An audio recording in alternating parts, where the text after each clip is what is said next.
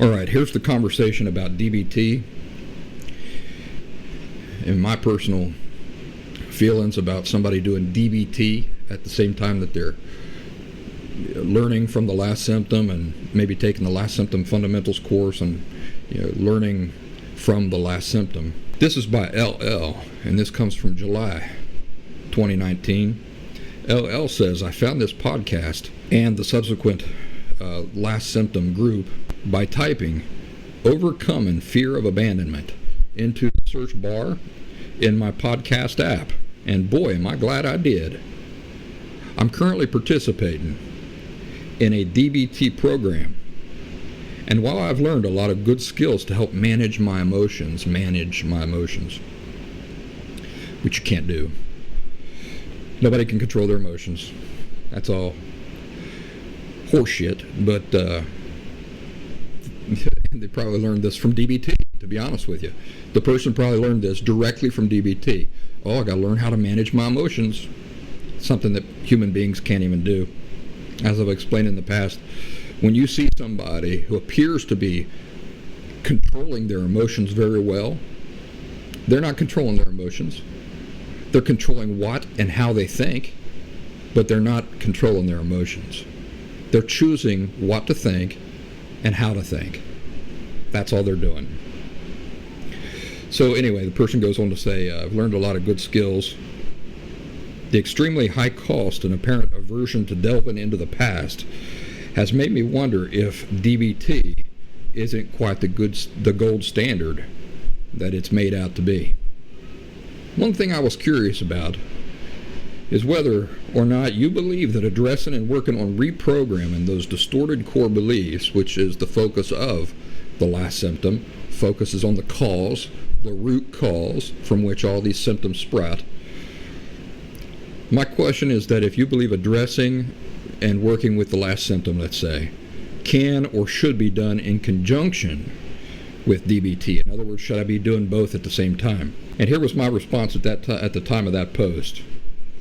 I said, it's not really a matter of whether or not you can do both simultaneously. Rather, it's a matter of there only being so many hours in a day. And what should your primary focus be? Clearly, each individual has to decide for themselves if they want to do DBT at all. By the way, DBT stands for Dialectical Behavioral Therapy. It's therapy for your behaviors. It doesn't address the root causes of anything. But anyway, as I was saying, each individual, I can't tell you what to do. I wouldn't even try. But each individual has to decide for themselves if they want to do dialectical behavioral therapy at all.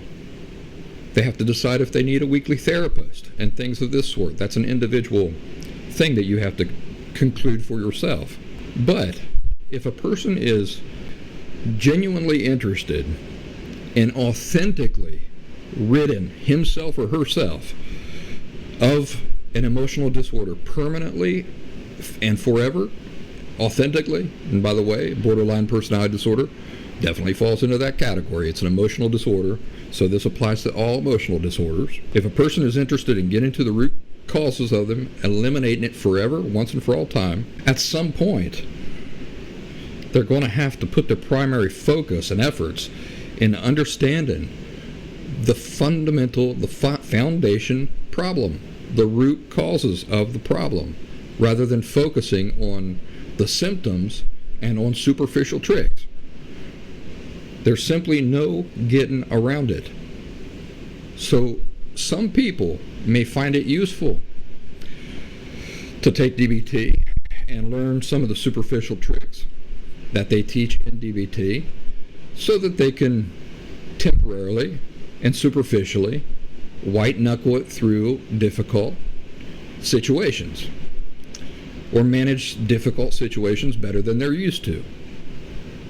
Superficially and temporarily, I should say. But keep in mind that while those people are spending time learning these superficial tricks, what are they not focused on? Well, while their attention's there, Their attention can't be there and at the same time be on undoing the cause, the underlying causes of the emotional disorder. Focusing upon and undoing the real cause, the underlying cause, takes real effort, real dedication, and real time. And anytime that effort, dedication, focus, and time is directed somewhere else, it means time's a-wasted. What could take 2 years might very well take 10 or not happen at all, because the person gets distracted by just these superficial approaches, focusing upon the symptoms and those sorts of things. So it seems very logical to me. In fact, it seems like the only logical thing. Instead of using your time and attention on these superficial things, use that same time, attention, focus, and energy on what really matters, what will truly eliminate your emotional disorder from the roots. Then you don't have to learn superficial, temporary coping tricks, right? White knuckle approaches to that are just focused on the symptoms.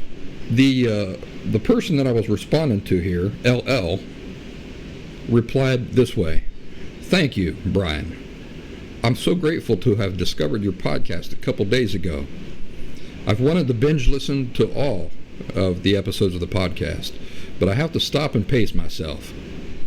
The ideas that you have introduced in the first several episodes have been so powerful, and for the first time in a long time, I felt hopeful that true emotional health is something that is attainable." It is, by the way. Anybody who tells you it's not is lying to you. I was reading your article entitled, "Can Borderline Personality Disorder Be Cured?" And the reason I decided to post the question about doing both simultaneously is because of what you mentioned regarding pouring time and energy into managing symptoms only. I do have a lot of homework that I have to do regularly, including practicing skills while not under emotional distress. It takes a lot of time and effort, and while I don't consider what I've learned to be irrelevant or a waste, I do want to make sure that I'm focused on what will serve me the most. I'm committed to myself, eager to learn, and incredibly hopeful. I had come to accept DBT, dialectical behavioral therapy, as the answer to treating borderline personality disorder. And then I stumbled upon your work. I've just listened to Season 1, Episode 13, and I have a long way to go. But the Last Symptom podcast has given me insight that no therapist, book, or class has ever been able to do. I love feedback like that. Another member of our group, JM, replied to the original post as well. There were several different comments along that thread, but I took this one out because I particularly enjoyed it. JM says this, you're going to like this. "I'm a master gardener, and I've come up with this analogy. Dialectical behavioral therapy and counseling and related therapies and meds have only served me to continually revisit my childhood. If I hear that word trauma one more time, I'll scream. And all the crap that hurt me." She says only one thing hurt me, my abusive parents. "I'm just sick of it. It's like pulling a weed incorrectly, snapping off the top of the root. The garden looks great. The client is happy. But a week later, that darn weed rears its ugly head and back to work I go."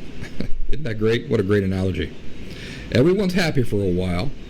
I have work, and my clients keep paying me. And I, on my hands and knees, covered in dirt, revisited time and time again that darn weed. Unless I take my handy-dandy fancy poker puller and go far beyond that top root and pull the whole thing out in its entirety, the cycle remains. I would much rather tend to the fruits and flowers than the weeds. Psychotherapists would also. Otherwise, they would be out of a job." Man, insightful stuff. Brutally honest and insightful stuff. I agree with her. I agree that that's what many, not all, but many in the professional community are doing. They want to ensure their cash flow. It's the only thing that explains why they would be so focused upon symptoms and superficial approaches to the symptoms. It makes no sense whatsoever. Well, let's say this. It makes no sense whatsoever for anybody that you're going to who is genuinely interested in helping you eliminate that thing once and for all and for real. If they're competent at all, then it makes no sense. But if you look at the way that they approach the thing, it's either incompetence, in many cases, not for all of them. It's either incompetence or it's a desire to not disrupt their cash flow. That's the only thing that explains why their focus would be where it is.